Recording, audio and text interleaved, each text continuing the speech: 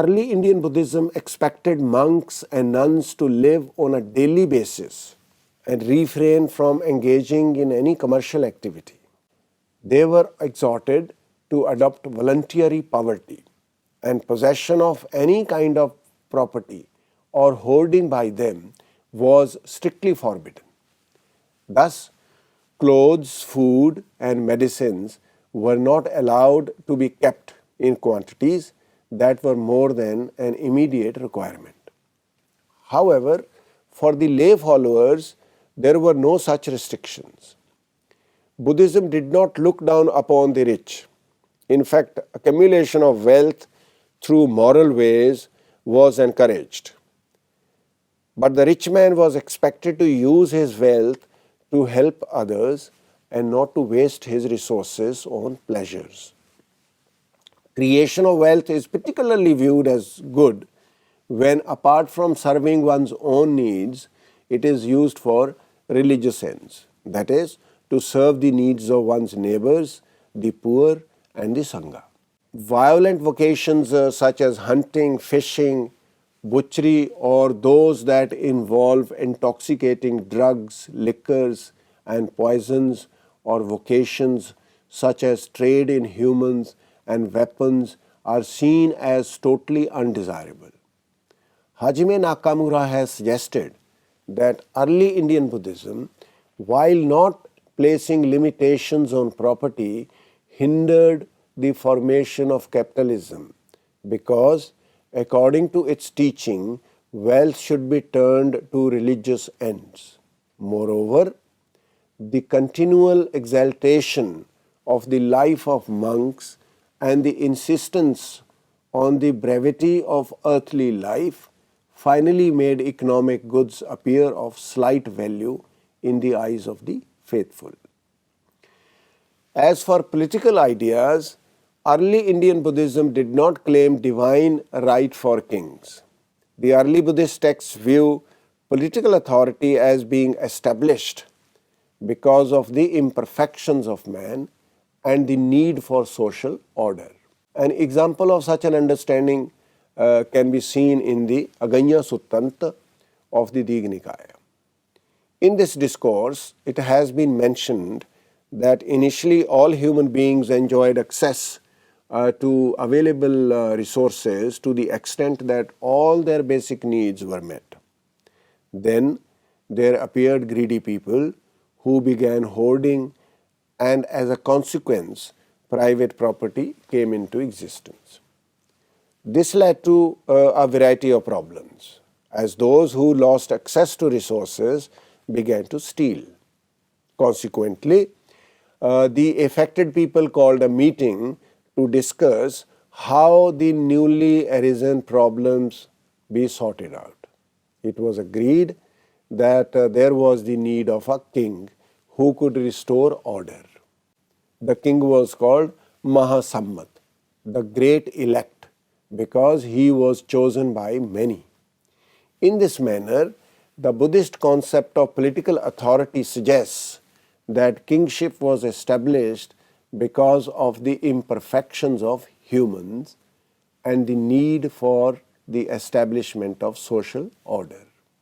In other words, Buddhism admitted the existence of a social contract through which men designated one of themselves as head of the society in order to establish order, and he, in turn, was compensated for his efforts.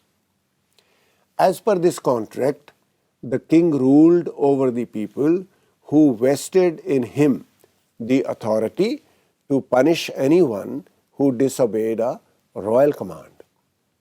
He was the upholder of the dharma through which he watched over and protected his subjects. Therefore, a person who cared for his life was expected to refrain from despising the king and conduct himself properly towards him. Thus, Buddhist kingship was fundamentally rooted in the concept of dharma. To sustain his political authority and to regulate the affairs of the state, for the good of the kingdom and hence reaffirm and bolster his own authority, the king was to be a righteous ruler, the Dharmaraja. The ethics of dharma are of universal relevance, applicable as much as individual conduct as to the principles of government. Thus, the king was not to act arbitrarily and existed to uphold the righteous order. He was also advised to spurn the four wrong paths, that is, favoritism, malice, delusion, or fear, that is, chand, dosh, moho, bhay, to deliver judgment or make decisions. Above all, he was mandated to relentlessly observe the 10 royal virtues, 10 Raj Dharmas, that is, Dan, generosity, seal, morality, high moral character, parichag, making sacrifices for the good of the people, in Sanskrit prityag, ajab, honesty and integrity, madhav, gentleness, tap, self-control, akodh, absence of anger, akrodh, avihinsa, non-violence, khanti, patience and tolerance, avirodh, agreeability.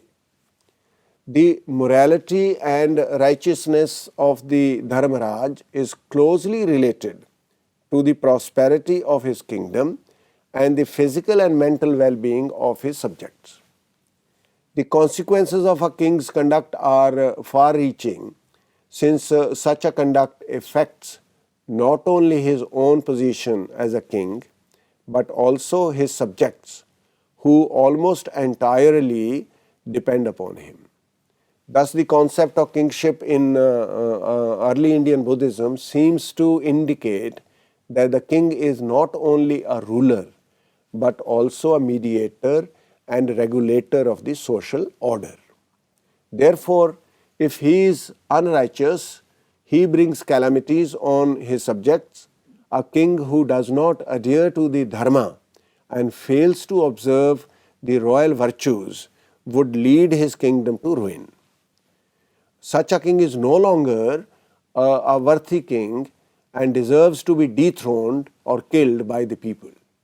Ideally, early Indian Buddhism advocates the ideal of governing people with dharma through a universal, that is Chakravartin, king, strong enough to maintain peace internally as well as externally.